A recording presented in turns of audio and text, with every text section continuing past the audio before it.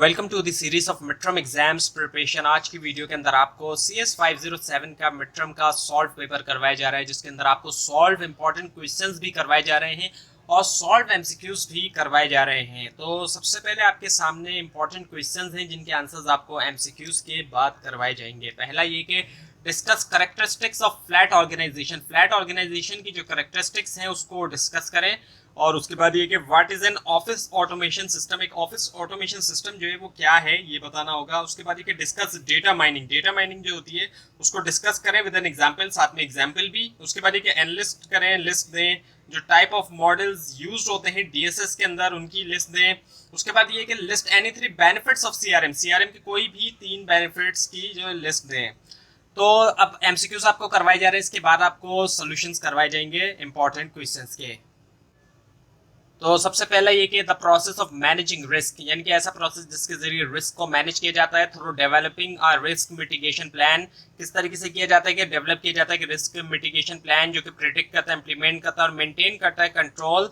So is refer to as risk. सो ये क्या है असल में, ये है risk planning. Risk planning is the answer, यानी कि प्लानिंग जो है आंसर है, रिस्क तो लिखा हुआ है। उसके बाद ये इंफॉर्मेशन सिक्योरिटी। इंफॉर्मेशन सिक्योरिटी के अंदर integrity means that data can not be modified. Integrity का मतलब ये होता है कि डेटा जो है वो कैन मॉडिफाइड नहीं हो सकता। तो ये बात जो है वो ट्रू है। So true is the answer. और उसके बाद ये कि rectangle shape in the flow chart. जो रेक्टेंगल शेप होता है फ्लो चार्ट की जो डायग्राम होती है उसके अंदर, वो किस चीज़ को रिप्रेजेंट करता है, वो किस चीज़ को बताता है, वो बताता है प्रोसेसेस को। सो प्रोसेस को बताता है, प्रोसेस। और उसके बाद ये कि which one of the following इनमें से कौन सा जो है is not classified as biometric, उसको क्लासिफाई नहीं किया जाता है एज बायोमेट्रिक्स, वो है digital password. Digital password is the answer here. उसके बाद ये कि प्रोवाइडिंग इंडिपेंडेंट एश्योरेंस। प्रोवाइड करना इंडिपेंडेंट एश्योरेंस जो है मैनेजमेंट को रिगार्डिंग द एप्रोप्राइटनेस के हवाले से और सिक्योरिटी ऑब्जेक्टिव। ये जो रिस्पॉन्सिबिलिटी है इनमें से किसकी, ये है इस information system auditors. Information system auditors is the answer.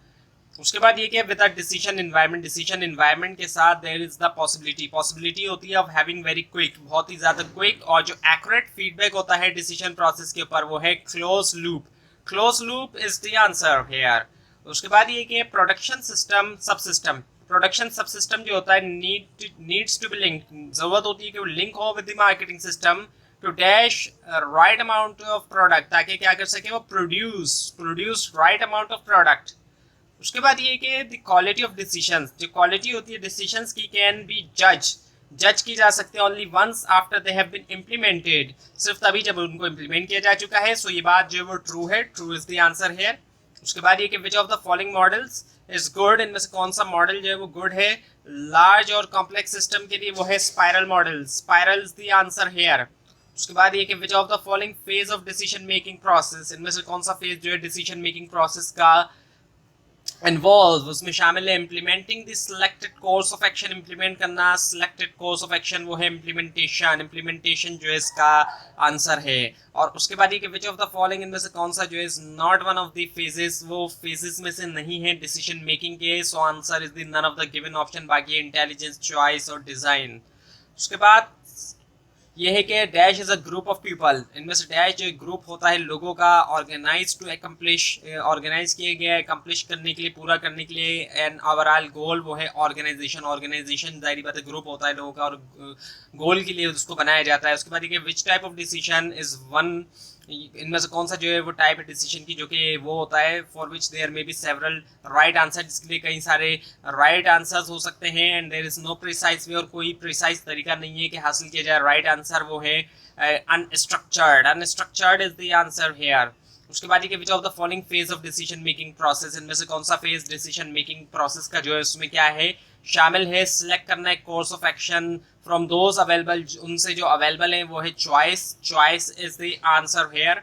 उसके बाद ये कि operational level is formulation. Operational level जो है वो क्या है, फॉर्मुलेशन होना न्यू सेल्स प्रोडक्ट का एंड आइडेंटिफाई करना न्यू सेल्स अपॉर्चुनिटीज। तो ये बात जो है वो फॉल्स है, ये बात जो है वो सही नहीं है। उसके बाद ये कि using a decision support system. Decision support system को यूज करना इन्वॉल्व, इसमें शामिल क्या है, N interactive analytical modelling process. So this is true, true इसका आंसर हो गया। उसके बाद ये कि systems have collection of pre defined dash. System की जो है वो कलेक्शन होती है प्री डिफाइंड डैश जो कि रिलेट करते हैं एक दूसरे से एक सीक्वेंस लॉजिकल मैनर में, ताकि कलेक्टिवली अचीव करें डिजायर्ड रिजल्ट, तो वो है प्रोसीजर्स, प्री डिफाइंड प्रोसीजर्स की जो है वो कलेक्शन होती है। उसके बाद ये कि विच ऑफ द फॉलोइंग इनमें से कौन सा जो है वो आर नॉलेज वर्कर हैं जो कि फैसिलिटेट करते हैं डेवलपमेंट जो इन्फॉर्मेशन सिस्टम की और computer application by bridging the gap, communication gap bridge करते हुए, यानी कि उसको एक तरह से जो मिलाते हुए, कम्युनिकेशन ब्रिज करते हुए जो कम्युनिकेशन गैप है मिलाते हुए, डेट एग्जिस्ट जो कि होता है किनके दरमियान, नॉन टेक्निकल सिस्टम यूजर्स के दरमियान और जो सिस्टम डिजाइनर और डेवलपर होते हैं उनके दरमियान, वो होता है system analyst. System analyst is the answer here. उसके बाद ये कि dash is the raw data, इनमें से डैश जो रॉ डेटा जो कि इंटर्ड हुआ कंप्यूटर सिस्टम में वो है input element, input element is the answer here. उसके बाद ये कि डैश इज नॉट कनेक्टेड, इनमें से डैश जो वो कनेक्ट नहीं होता एनवायरनमेंट के साथ, वो है close system, close system is the answer here. उसके बाद ये कि विच ऑफ द फॉलोइंग इंक्रीमेंट, इनमें से कौन सा इंक्रीमेंट जो है इंक्रीमेंटल मॉडल में यूजुअली जो है कोर प्रोडक्ट वाई विच एड्रेसेस जो कि एड्रेस करता है जो बेसिक रिक्वायरमेंट होती है सिस्टम की, वो है first is the answer here. उसके बाद ये कि डैश सोर्सेस मटेरियल, कौन से जो sources material in which information, जहाँ पर इंफॉर्मेशन जो है सेकेंडरी सोर्सेस से जो है डाइजेस्ट हो चुकी है, वो है tertiary is the answer here. उसके बाद ये क्या हायरार्किकल ऑर्गेनाइजेशन, एक हायरार्किकल ऑर्गेनाइजेशन जो है स्ट्रक्चर्ड इन अ वे, वो स्ट्रक्चर उसको किया जाता है, स्ट्रक्चर बनाया जाता है कुछ इस तरीके से कि every entity in the organization, तमाम जो एंटिटी हैं, तमाम जो लोग होते हैं ऑर्गेनाइजेशन के अंदर एक्सेप्ट वन, सिवाय एक को छोड़ के, is subordinate to a single other entity, यानी कि वो दूसरे के सबऑर्डिनेट होते हैं सिवाय एक को छोड़ के, एक शख्स को छोड़ के। सो ये बात ट्रू है क्योंकि जो सबसे ऊपर होगा वो किसी का सबऑर्डिनेट नहीं होगा, सबसे ऊपर वाला जो है लेवल के अंदर उससे ऊपर कोई नहीं होगा। जाहिर बात है कोई एक शख्स तो ऐसा होगा जिसके ऊपर कोई नहीं होगा, बाकी सारे उसके नीचे होंगे, तो हर किसी का कोई ना कोई ऊपर होगा। उसके बाद ये कि decisions in which the decision maker, decision जिसके अंदर डिसीजन मेकर को लाजमी प्रोवाइड करना है जजमेंट, इवैल्यूएशन और जो इंसाइट होती है प्रॉब्लम डेफिनेशन के अंदर, उसको करेक्टराइज किया जाएगा किसके तौर पर, अनस्ट्रक्चर्ड के तौर पर, unstructured is the answer hair.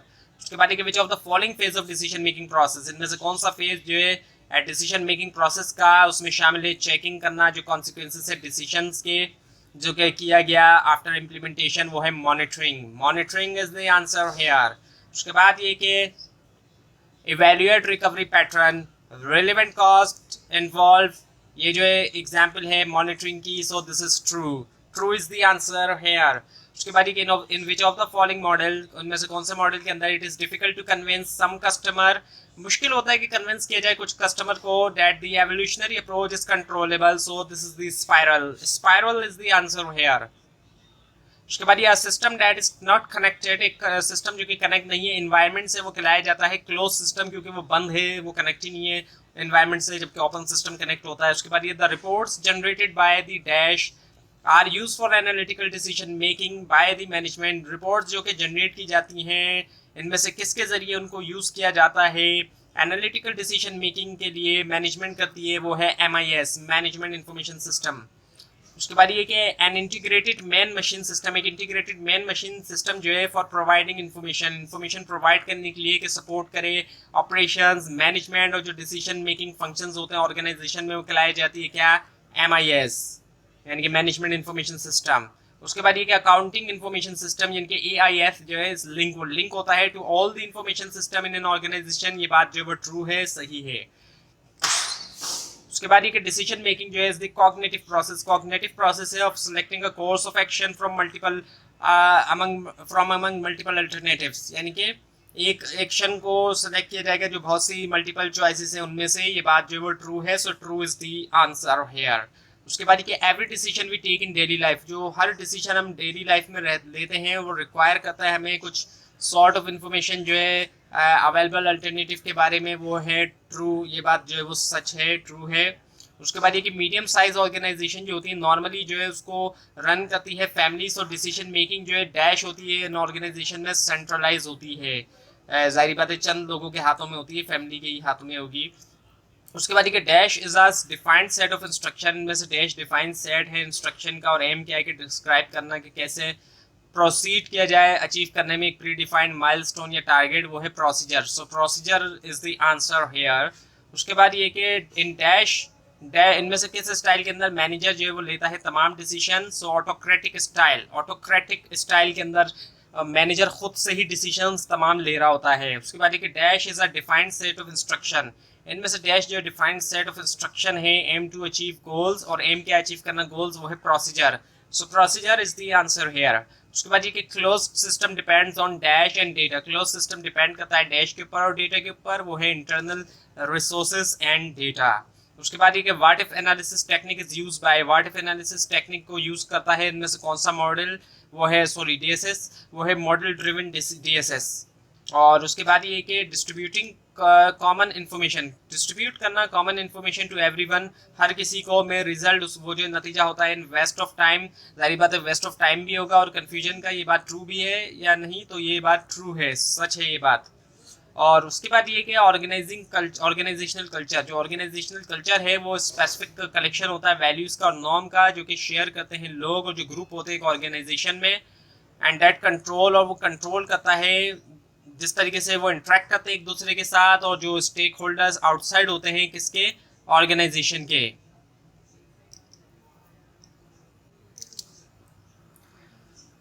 और अब ये कि इंफॉर्मेशन सिस्टम जो है मस्ट फुलफिल, उसको लाजमी फुलफिल करना है, पूरा करना है the needs of which of the following, किसकी नीड को? जो बिजनेस की नीड्स होती हैं। So business is the answer here. अब आपके सामने जो है वो question and answer, important question and answer. पहला ये कि discuss characteristics of flat organization. जो फ्लैट ऑर्गेनाइजेशन होती है उसकी कैरेक्टरिस्टिक्स डिस्कस करें। सो फ्लैट ऑर्गेनाइजेशन एक ऐसी ऑर्गेनाइजेशन होती है जिसमें बहुत कम लेयर्स होती हैं, ऊपर से नीचे तक के जो लोग होते हैं उसकी बहुत कम लेयर्स होती हैं।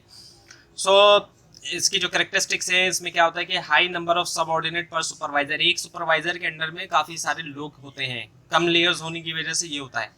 और short of chain of command, जो चेन ऑफ कमांड होता है वो भी शॉर्ट हो जाता है लेयर्स कम होने की वजह से। और लेस नंबर ऑफ लेवल्स, तो लेवल्स भी जारी पता है इनके लेयर्स जो है कम होती हैं। और एलिमिनेट हो जाते हैं इसमें middle level manager. Middle level managers जो है उसमें बहुत कम होते हैं, एक आधी कोई हो सकता है शायद कोई, वरना हो सकता है ना भी हो कोई मिडिल लेवल मैनेजर। और decentralize authority to low level manager, decentralize की जाती है अथॉरिटी लो लेवल के जो मैनेजर होते हैं, नीचे के लेवल के जो मैनेजर्स होते हैं उनको। उसके बाद what is an office automation system. एक ऑफिस ऑटोमेशन सिस्टम क्या है? ऑफिस ऑटोमेशन सिस्टम के अंदर शामिल है फॉर्मल और इनफॉर्मल इलेक्ट्रॉनिक सिस्टम, और प्राइमरीली तौर पे जो कंसर्न है कम्युनिकेशन ऑफ इंफॉर्मेशन के साथ फ्रॉम पर्सनस, जो पर्सनस है इनसाइड और आउटसाइड द फर्म के अंदर और बाहर भी। और ये सपोर्ट करता है डेटा वर्कर को एक ऑर्गेनाइजेशन के अंदर। उसके बाद ये कि discuss data mining with an example, example के साथ डेटा माइनिंग को डिस्कस करें। सो डेटा माइनिंग जो है जानी जाती है डिस्कवरी नॉलेज के तौर पर भी डेटा बेसिस के अंदर। सो पुट सिंपली अगर रखा जाए तो ये जो है प्रोसेस है डेटा प्रोसेसिंग है डेटा वेयर हाउस की।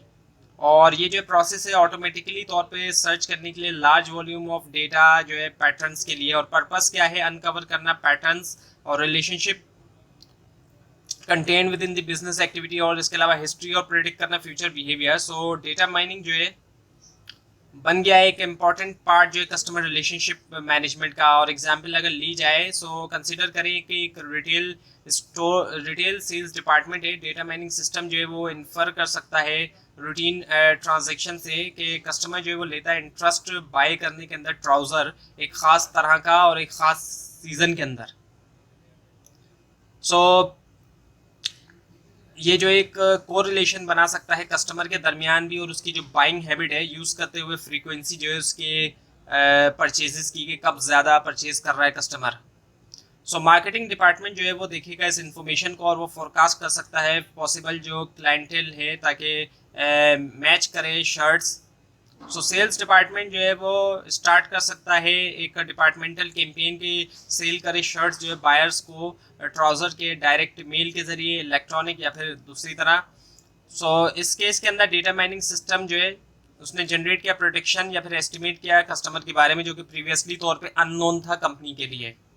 उसके बाद ये कि analyst the types of model DSS, model use in DSS, जो मॉडल यूज हुए डीएसएस में उसकी टाइप्स। सो इसके अंदर फिजिकल मॉडल है, नैरेटिव मॉडल है, ग्राफिक मॉडल है, मैथमेटिकल मॉडल है। और फिजिकल मॉडल को अगर हम थोड़ा सा देखते हैं तो फिजिकल मॉडल जो है वो 3 डायमेंशनल रिप्रेजेंटेशन होती है एक एंटिटी की।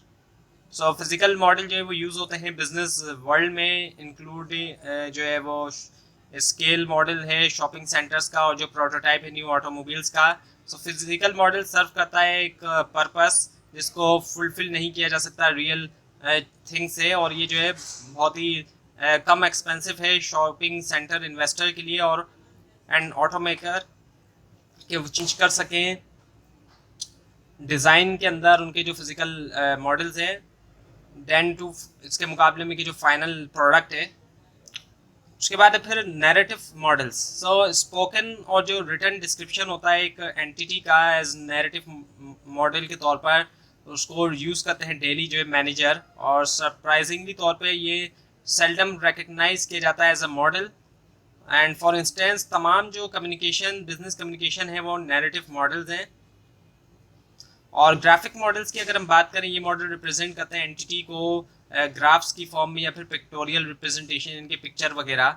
ये रिप्रेजेंट करता है कि जो एंटिटी है इसकी एंटिटी जो है एब्स्ट्रैक्शन ऑफ लाइन के साथ और सिंबल्स या फिर ग्राफ्स। और ग्राफिक्स मॉडल जो है यूज़ होते हैं बिजनेस में कि कम्युनिकेट किया जाए इन्फॉर्मेशन, और बहुत सी कंपनीज की एनुअल रिपोर्ट जो है उनके स्टेक होल्डर को उसके अंदर कलरफुल ग्राफ्स होते हैं ताकि वो कन्वे कर सके फाइनेंशियल कंडीशन फर्म की, इनके ग्राफ्स के जरिए समझाया जा रहा होता है।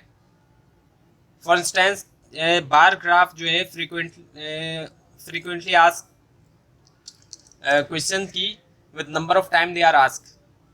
बार ग्राफ्स बनाई जाती हैं स्टैटिस्टिक्स के अंदर, आपने बार ग्राफ्स देखे होंगे जो बार्स जिसके अंदर बने हुए होते हैं, और डिफरेंट बार्स जो है वो बताते हैं फ्रीक्वेंसी बता रहे होते हैं किसकी कितनी फ्रीक्वेंसी है। उसके बाद ये कि मैथमेटिकल मॉडल्स। सो ये रिप्रेजेंट करते हैं इक्वेशन या फार्मूला जो कि रिप्रेजेंट कर रहे हैं रिलेशनशिप जो है दो या ज़्यादा फैक्टर्स जो कि रिलेट करते हैं एक दूसरे से एक डिफाइंड मैनर्स के अंदर। और अब जो है क्या है कि list any 3 benefits of CRM के कोई भी 3 बेनिफिट्स की लिस्ट दें। सो पहला क्या है वो ये कि मेंटेन करता है और एनहेंस करता है, बढ़ाता है जो कस्टमर बेस होती है, पहले मेंटेन भी करेगा उसको और फिर बढ़ाएगा भी। एनकरेज करता है कस्टमर की लॉयलिटी को, कस्टमर लॉयल होता है तो वो बार बार उसी कंपनी की तरफ आता है, उसी कंपनी के प्रोडक्ट की तरफ आता है। And gaining more customer wallet share, ज़्यादा कस्टमर का जो वॉलेट शेयर है वो हासिल करता है। So the more effective a company, जितना ज़्यादा इफेक्टिव होता है कंपनी का कस्टमर रिटेंशन और defective management strategy, the less the need, उनको कम ज़रूरत होती है कि वो क्या करें प्लग करें गैप जो है न्यू कस्टमर्स के साथ जो कि एक्सपेंसिव होते हैं उनको हासिल करना। सो सीआरएम हेल्प करता है इस्टेब्लिश करने में कम्युनिकेशन, एनकरेज किया जाए कस्टमर को कि वो शेयर करें इन्फॉर्मेशन उनकी हैबिट्स के बारे में, टेस्ट के बारे में, प्रेफरेंस के बारे में, और उनका जो इंटरेस्ट होता है को ब्रांड एक्सटेंशन इनिशिएटिव्स के अंदर। तो ये थी आज की वीडियो। आपको इस बारे में कोई क्वेश्चन है, खासतौर पर इसमें कोई मिस्टेक दिखाई दे ज़रूर हाईलाइट कीजिए। और इस पूरी सीरीज़ को देखने के लिए मिड टर्म और फाइनल टर्म एग्जाम्स की प्रिपरेशन के लिए इस चैनल को सब्सक्राइब कीजिए, बेल आइकन के ऊपर क्लिक कीजिए। Thanks for watching this video and best of luck for your exams.